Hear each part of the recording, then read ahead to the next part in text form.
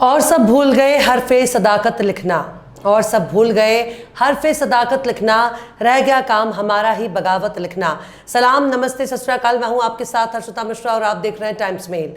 पूरी दुनिया में इस वक्त अमेरिकी सदर डोनाल्ड ट्रंप की चर्चा हो रही है। अरब देशों से बोरा भर भर के खजाना हासिल करने के बाद पूरी दुनिया में ट्रंप की वाहवाही हो रही है। अरब देशों से मोटी रकम हासिल करने के बाद डोनाल्ड ट्रंप छाती तान कर घूम रहे हैं। डोनाल्ड ट्रंप ने पता नहीं ऐसा कौन सा बीन बजाया है जिसे सुनने के बाद अरब देश झूम रहे हैं। अपना सब कुछ न्यौछावर करने के लिए तैयार हैं, पर ट्रंप के पास कुछ तो ऐसा है जो दूसरों के पास नहीं है, जो दूसरों को नजर नहीं आ रहा है पर अरब के देशों को नजर आ रहा है, जिसको देखते ही अरब के देश डोनाल्ड ट्रंप के सामने लौट जाने के लिए तैयार हैं। ट्रंप की कला से अमेरिका को सबसे ज्यादा फायदा पहुंचा है, लेकिन अरब के देश अपना सब कुछ कुर्बान करने के लिए तैयार हैं। पर फिलिस्तीन पर बमबारी रोकने के लिए इनके पास ना तो जबान में ताकत है और ना ही इनके दौलत की हनक। क्या इसके पीछे भी कोई खास वजह है? जिस डोनाल्ड ट्रंप का नाम सुनते ही दुनिया भर के देश थर थर थर थर कांपने लगते हैं, जिस अमेरिका के खौफ से दुनिया भर के देश घर में दुबक जाया करते हैं, उसी अमेरिका को यमन से दुम दबाकर भागना पड़ा। पूरी दुनिया में अमेरिका का मतलब तबाही, अमेरिका का मतलब बर्बादी, अमेरिका का मतलब जिंदगी का खात्मा, और कुछ ऐसे ही दावे इजराइल के बारे में किए जाते हैं। जिसने भी इजराइल को नुकसान पहुंचाया, इजराइल ने उसको खोज खोज कर मारा, उनका नामो निशान मिटा दिया। पर 2023 उसके लिए बुरा साबित हुआ। इजराइल बर्बाद हो गया, अमेरिका तबाह हो गया, और इनको तबाह करने वाले अरब के बादशाह नहीं है बल्कि एक गरीब देश यमन है। यमन के हूतियों ने अमेरिका और इजराइल को किसी लायक नहीं छोड़ा। जिस इजराइल को बचाने के लिए यमन पर हमले कर रहा था, हूतियों पर अटैक कर रहा था, उन्हीं हूतियों से हाथ पैर जोड़कर अमेरिका ने तौबा तौबा कर लिया। हूतियों ने अमेरिका को धूल चटाकर भगा दिया। अब यमन के हूतियों की तारीफ हम नहीं कर रहे हैं, यमनी हूतियों की तारीफ टाइम्स मेल नहीं कर रहा, बल्कि अमेरिकी अखबार कर रहे हैं। अमेरिका के न्यूज़पेपर यमन के हूतियों की शान में कसीदे पढ़ रहे हैं। जो कल तक अमेरिका के कसीदे पढ़ रहे थे, अब वो हूतियों के कसीदे पढ़ रहे हैं। अब अमेरिका अखबार न्यूयॉर्क टाइम्स ने अपनी एक ऐसी रिपोर्ट छाप दी है जिसके सामने आने के बाद तेल अवीव से लेकर वॉशिंगटन तक बेचैनी छाई हुई है। व्हाइट हाउस में मुर्दनी छाई हुई है। तेल अवीव में बैठे फूफा नेतन्याहू बंकर में छुप गए होंगे। हूतियों ने 100 रुपए की चप्पल और 200 रुपए की लुंगी का ऐसा जलवा दिखाया जिसे देखने के बाद अमेरिका को दुम दबाकर भागना ही पड़ा, उसे मैदान छोड़कर भागना पड़ा। खुद व्हाइट हाउस से हुक्म जारी करके पीछे हटने के लिए कहा जाता है। ट्रंप ने अमेरिकी सेना को फौरन यमन के समुद्री इलाके से दूर जाने के लिए कह दिया और समझा दिया कि अब हूतियों पर हमला नहीं होगा। समझा दिया कि हूतियों से पंगा बहुत महंगा पड़ सकता है। आखिर कैसे हूतियों के खौफ से समंदर छोड़कर भागा अमेरिका? आखिर कैसे अमेरिकी अखबार छाप रहे अमेरिका की नाकामी की दास्तान? आखिर कैसे यमन के हूतियों ने समंदर में दिखाई चप्पल की ताकत? आखिर कैसे हूतियों की शान में कसीदे पढ़ रहे अमेरिकी अखबार? बताएंगे आपको और भी बहुत कुछ। लेकिन आप अगर हमारे चैनल पर नए हैं और पहली बार हमारी वीडियो को देख रहे हैं, तो आप हमारे चैनल टाइम्स मेल को सब्सक्राइब कर लें, वीडियो को लाइक कर दें और बेल आइकन का नोटिफिकेशन बटन भी प्रेस कर दें, ताकि बिना देरी हमारी हर खबर आपको मिलती रहे। लौटते हैं अब खबर की तरफ।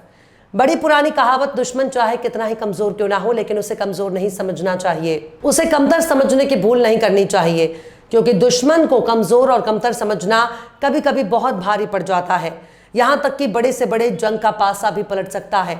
और इसी का ताजा मामला यमन से सामने आया, जिसके बारे में अमेरिकी अखबार न्यूयॉर्क टाइम्स ने एक बहुत ही खतरनाक रिपोर्ट छापी है, जिसमें ट्रंप की मजबूरी और हूतियों की कामयाबी के पीछे की वजूहात पर गौर किया गया है। इस खबर में बताया गया है कि यमन के हूतियों के खिलाफ अमेरिका ने 2 महीने तक मिलिट्री ऑपरेशन चलाया और यमन पर बम बरसाए। हूतियों को मार गिराने के लिए बड़े बड़े दावे किए थे, पर जमीनी हकीकत कुछ और ही मंजर बयां कर रही है।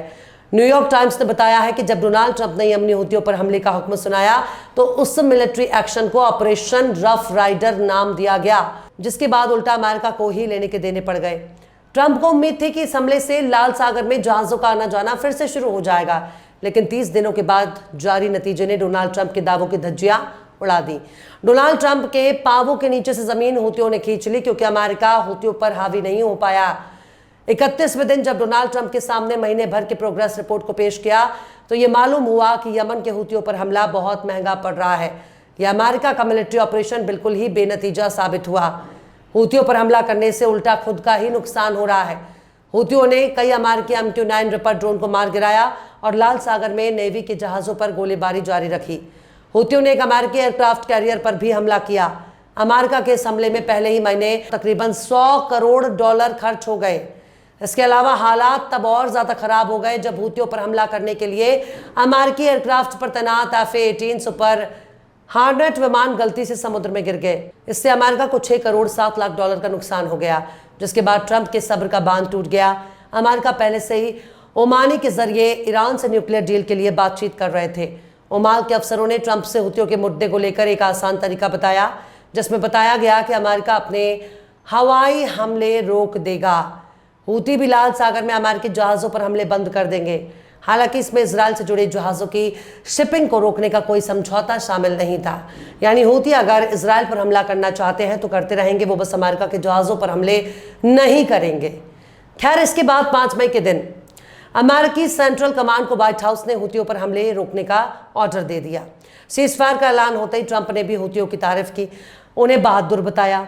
न्यूयॉर्क टाइम्स बता रहा है कि ट्रंप ने हूतियों की तारीफ ऐसे वक्त में की है जब उन्होंने हूतियों को जड़ से मिटाने की कसम खाई थी। सीजफायर के बाद ट्रंप ने कहा कि हमने उन पर बहुत जोरदार हमले किए, लेकिन वो हमारे हमलों को बर्दाश्त करने की ताकत रखते हैं। ट्रंप ने कहा कि वो बहुत बहादुरी से मुकाबला कर रहे थे।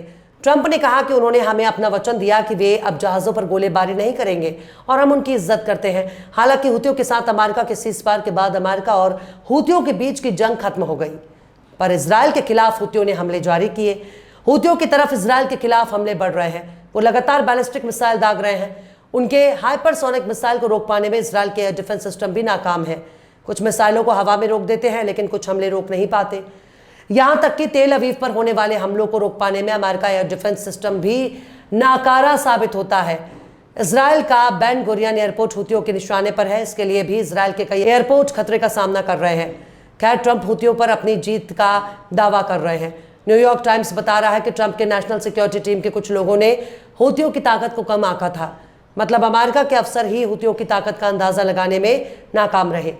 खैर, अब का होए पछताए जब चिड़िया चुग गई खेत।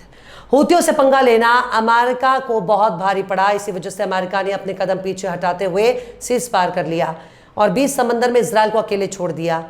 बहरहाल, चलते चलते आखिर में गुलनार आफरीन ने भी क्या खूब फरमाया है, सौदा है ज़मीरों का हर गाम तिजारत है।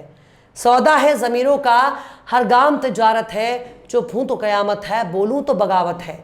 फिलहाल इस खबर में बस इतना ही। इस पूरी खबर को शम्स तबरेज़ ने लिखा है, जिन्हें आप ट्विटर पर भी फॉलो कर सकते हैं। ट्विटर हैंडल है @शम्स तबरेज़ कासी। ये वीडियो आपको कैसा लगा कमेंट बॉक्स में ज़रूर से बताइएगा। वीडियो पसंद आए तो लाइक करें, शेयर करें और बेबाक निष्पक्ष स्वतंत्र पत्रकारिता को सपोर्ट करने के लिए आप हमारे चैनल टाइम्स मेल को ज़रूर से सब्सक्राइब करें और हाँ, बेल आइकन की घंटी वाली बटन आप ज़रूर से दबा दें ताकि आपको हमारे आने वाले नए वीडियो की नोटिफिकेशन फौरन मिल जाए। फिर मिलते हैं किसी और वीडियो में एक नई खबर के साथ। हर्षिता मिश्रा को दीजिए इजाज़त। जय हिंद। अगर अभी तक आपने हमारे चैनल टाइम्स मेल को सब्सक्राइब नहीं किया है तो जल्दी से सब्सक्राइब कर दें और बेल आइकन भी प्रेस कर दें।